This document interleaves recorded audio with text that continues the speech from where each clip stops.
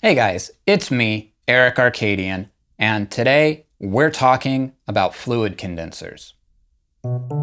If that sounds like alchemy, it's because it is. Well, it can be. But in plain English, we're talking about something that's kind of similar to an astral battery. A fluid condenser is a substance that's designed to capture, store, and conduct raw magical energy. Think of it like a blank slate that can effectively receive any type of intention. If your spell work was a light bulb, the fluid condenser is the charge that helps the light bulb shine, and shine brightly. A lot of you have asked for a walkthrough, so today I'll be demonstrating the preparation of the universal liquid, which sounds fancy, but it's actually really simple, and it's the perfect way to help you put a little extra woo in your woo-woo. Now, I did write an entire book on this. It's called Fluid Condensers, Unlocking the Mysteries of Gold, Alchemy, and Magic. There's plenty of complicated recipes in here to keep you busy. But in this video, I'm gonna give you enough information to get started incorporating condensers into your practice now. And all it's gonna cost you is about an hour in your kitchen. Here's what you'll need. Distilled water, purity matters here. A high-proof clear alcohol, I'm using vodka. Some dried chamomile flowers, I have 2 ounces, and gold chloride. Now, let's address that last bit, gold chloride. It's exactly what it sounds like, gold dissolved in acid, liquid gold. And you'll find it as an ingredient in many traditional fluid condenser recipes because it's powerful. But being that it's made out of gold, it can also be expensive, and it's probably not the type of thing you just have sitting in your pantry.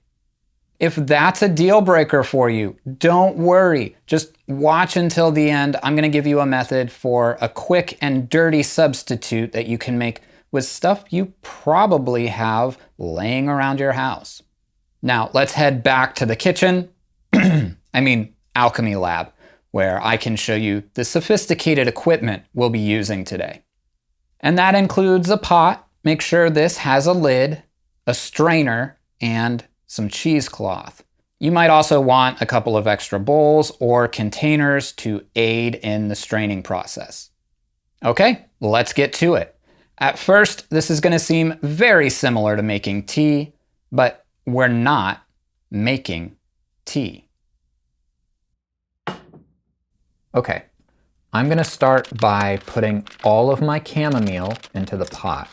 Again, I've got about 2 ounces total here, which is a lot, by the way. I normally do this recipe with just a few tablespoons of herbs, but I thought it would be fun to do a super concentrated version in this video. Next, I'm going to pour in some distilled water. I'm not measuring it here per se, but I ended up using about 6 cups. Whatever quantity of herbs you decide to use, you want to make sure you add enough water to completely cover them. And for reference, this is probably enough chamomile for like 30 cups of tea. But again, we're not making tea, so I don't know why I keep mentioning it. Stir that around, maybe add more water if you need, and then turn on the stove. You're going to want to bring this up to a good rolling boil. Feel free to stir the mixture and spend some time with it. Try to visualize what's happening both chemically and energetically. If you can wrap your head around some basic alchemical processes, it can really transform this activity into something much, much deeper.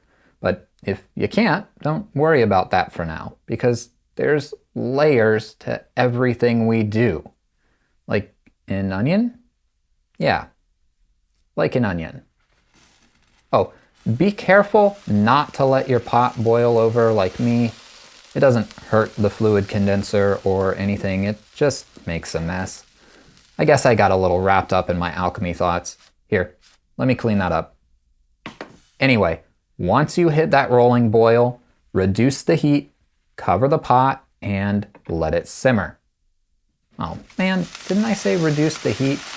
I guess I didn't reduce it enough. Again, you just want it to simmer, and that should go for about 20 minutes. And while that's cooking, let's talk about where your herbs come from. Hey, look at this. I'm outside. I guess that means we're going to be talking about plants and stuff. The thing about herbs and magic, and yes, I do feel the need to point this out, is that optimally, you would not be buying them from a grocery store. You would be growing them yourself from seed, establishing a relationship with the plant spirit, and developing a natural sense of equilibrium with the surrounding environment until ultimately you harvested everything in a sustainable way and with a specific intention in mind that is not capitalism. When you just buy the plant as a consumer, you're eliminating a significant portion of the process where you really have the opportunity to put your own energy into the work. I know, nobody has time for that, but consider this. If you're not loading that energy on the front end by growing the plants from seed yourself, then you'll need to figure out some sort of way to make up for that deficit later on, like perhaps before one of the final steps in this process. Don't worry, we'll get there. Back to the kitchen. This has been simmering for long enough. I'm going to uncover it and let it cool just a little bit. It's like really hot. Depending on the mixture, I'll sometimes do a little extra straining. This is basically boiling hot sludge. So I'm gonna run everything through the mesh strainer first to recover the bulk of the liquid. Then I'll pour it through cheesecloth in a minute. If you just jump straight to the cheesecloth, you're probably going to gunk everything up and it'll just sit there forever. Slap it a bit. I don't know what I was thinking at this very moment, but it seemed like the right thing to do at the time. I've recovered a decent amount of liquid. For the finer particulates, I'm going to layer some cheesecloth on the strainer and pour everything through again. I do wash the pots and bowls in between. Remember when I said it was helpful to have some extra bowls? Now, the liquid is going back in my freshly clean pot. We've got a lot of it, so we need to cook that down. It's basically a repeat of the first phase. Bring it to a boil, reduce the heat, cover the pot, and let it simmer. Look at that. It tried to boil over on me again, but I was ready for it this time.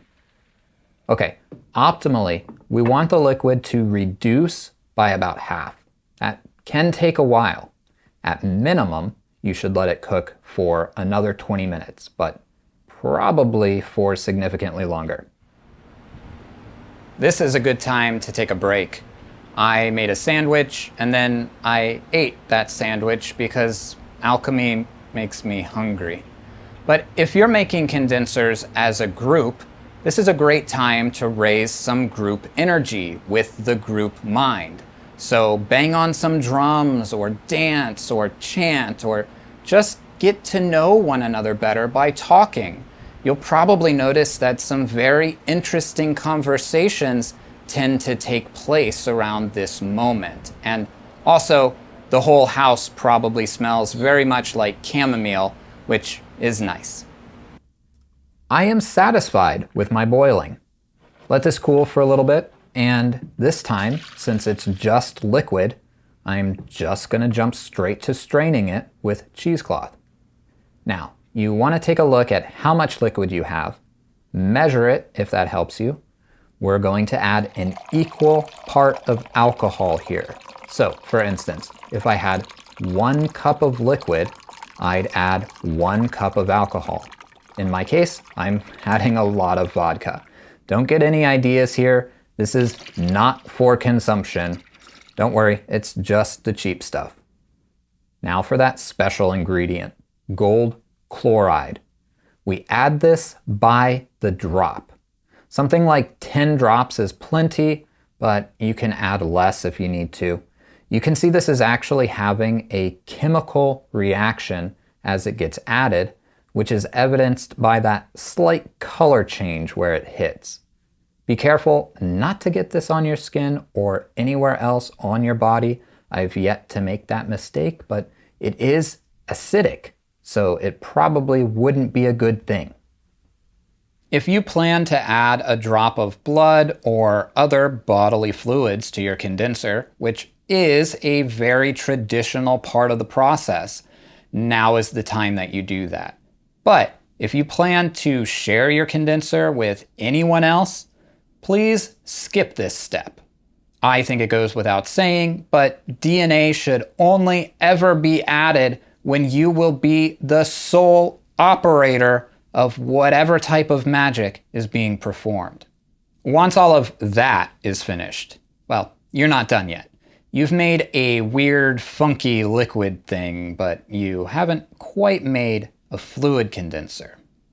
To cross that gap, we need to charge this thing. So drop into a meditational state, inhaling the pure, raw energy of source or spirit or whatever you want to call it through every pore on the surface of your skin, and then compress that energy into your creation.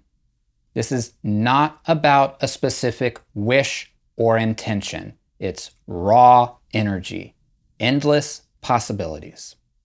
That particular technique is called pore breathing, and if you'd like a deeper dive into it, you can read Initiation into Hermetics by Franz Barden, or again, you can check out my book. But for now, just know you need to charge the shit out of this. This is where a lot of the magic actually happens, and it's where your creation evolves from a funky liquid and into a fluid condenser. And if you're making up for the fact that you're using a bunch of store-bought ingredients, this is where you'll want to put in that extra effort. Now we can bottle this. I personally find that glass is the best container, and I like to use mason jars because they're convenient. I did make a lot of condenser this time, so I'm splitting it into 3 separate jars. You definitely don't need to make this much. I did because I sell it on my Etsy shop, but for one person, this would just be so much fluid condenser. It's good practice to label your creations with a name, date, or other pertinent information, and then store it in a cool, dark place. Now, you might also want to ward or shield the container itself to protect everything energetically, but that's an entirely separate discussion. In most cases, if you do all of this correctly, your condenser will last for years. Now, for those of you trying to dodge the high price of gold chloride, here's what you can do.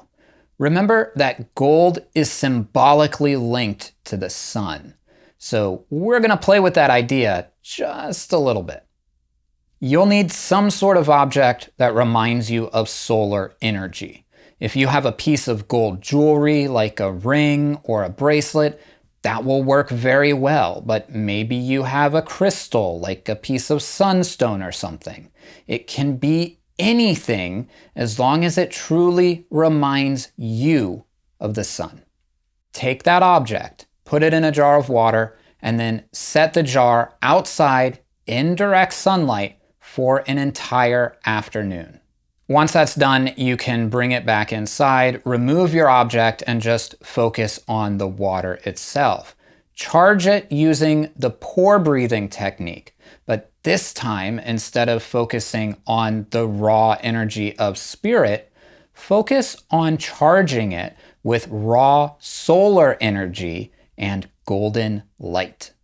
Congratulations, you just made a substitute gold solution.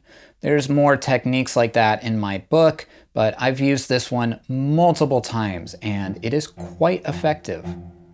Okay, well, assuming you followed all the instructions in this video, then you have a fluid condenser that is ready to be used. If you need tips for what to do with it, let me know in the comments. Maybe that can be a future video. So make sure you're subscribed so that you get that notification. Other than that, go to wherever else YouTube wants you to go, or I don't know, maybe read a book or something. Just remember, there's always a way to make fluid condensers. I can never remember my usual sign-off.